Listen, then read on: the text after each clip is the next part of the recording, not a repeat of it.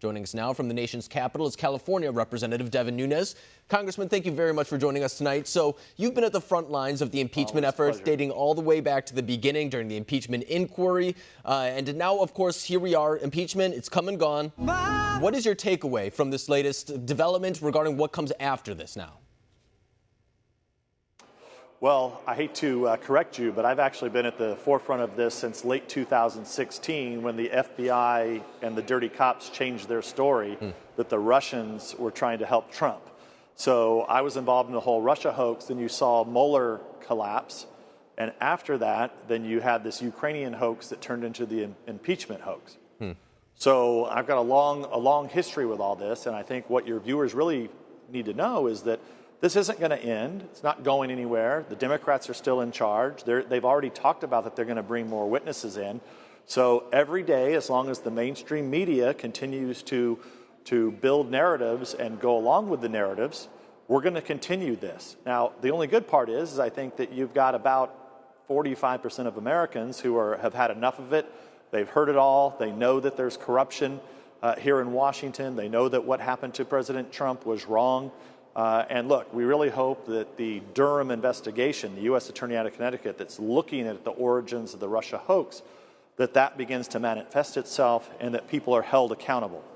And secondly, you have the issue of the whistleblower and whether or not the whistleblower is ever going to be interviewed by the Senate. So Senate Republicans have some opportunities here, and that's what we're looking at. So we really want to see in the fall, by November, we believe the Republicans have a chance to take back the House, which would then lead to a very successful second term for President Trump. Now, and some of your colleagues in the Senate, too, Senators Grassley and Johnson, they've reached out for more information regarding Hunter Biden. So that may be a kind of a start to what you're saying right now. Of course, they do have a little bit more oversight capabilities than your panel does right now in the House, judging by the fact that right now Democrats control the lower chamber. Would you like to see some of your colleagues in the upper chamber kind of exercise a little bit more oversight, maybe when it comes to something like the whistleblower, Hunter Biden, things like that? Yes, for sure, as it goes to the ICIG, the Inspector General who essentially created this fuse, and the whistleblower who lit the fuse, and then Adam Schiff and his staff who were meeting with all of those, we need to know how that coordination took place. Because those of us who have watched these hoaxes for over 3 years now, we really believe that there was not, I guess nefarious activity would be the best description. Activity that shouldn't have happened. This whistleblower had secondhand knowledge. That's a big no-no. He lied on the form. The ICIG said it was the wrong form. The ICIG refuses to provide us evidence of it being the wrong form. So I would start there. So I really hope that the senators, the Senate Republicans, begin to bring these people in, conduct interviews and conduct hearings, because we know here in the House all it's going to be is a massive cover-up.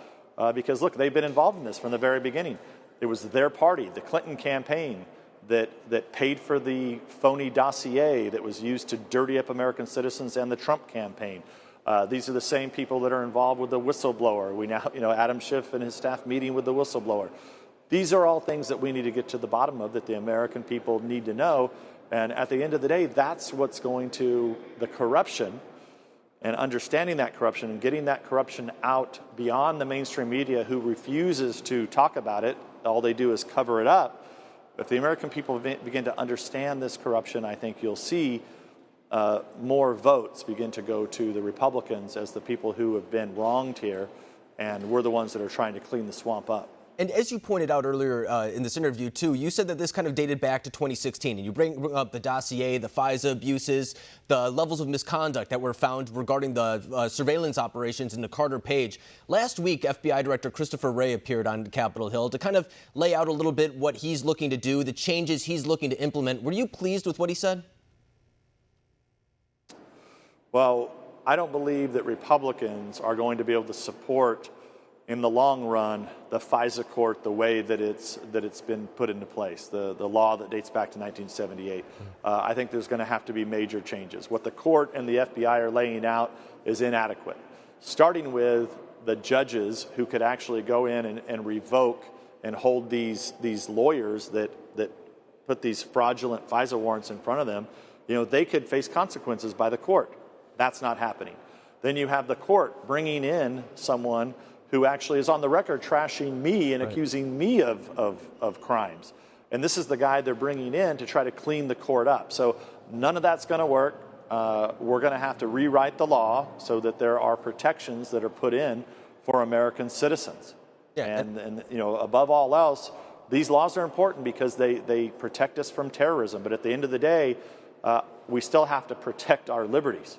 And this is someone who has been at the forefront of making sure that we track down terrorists. But when you use these tools and turn them against your political opponents, it's a big no-no in this country, and so it's got to be fixed. Yeah, and of course, one of the individuals tasked with now kind of making the changes at the Bureau regarding the FISA system, or at least overlooking those implementation of new changes, is someone who is very critical of your memo, who first kind of brought light to this whole wrongdoing and misconduct. That's who I was. Go ahead. Yeah, that's what I was referring to. That's what I was referring to, and that you know, these are the people that you're hiring to clean this mess up. I mean, are you kidding me? It's a joke, and it's really an insult to the Congress. So. But the more they do, the more the Republicans in Washington, who are typically, I mean, we're pro-national security, but not if it's at the expense of our civil liberties and to benefit the other party who now controls so much of the deep state, they control so much of the swamp, the Democrats do, that, you know, they don't want to have changes made anymore. So I'm going to work with all of our Republican colleagues to figure out how do we ensure that we have national security, but at the same time ensure that the Democrats, corrupt Democrats, don't work with corrupt, dirty cops and political campaigns to spy on their political opponents. Yeah, it's something that should almost be a bipartisan issue because you don't want whoever's in power at the time to kind of have control over this issue. So it's going to be kind of interesting to see if these. It should be, but it should be, but I'm not sure that it's that easy. Yeah, I mean, it's wishful thinking, I guess, on our part. But Congressman, thank you very much for joining us tonight. Hey, thank you. Thanks, and I appreciate your viewers.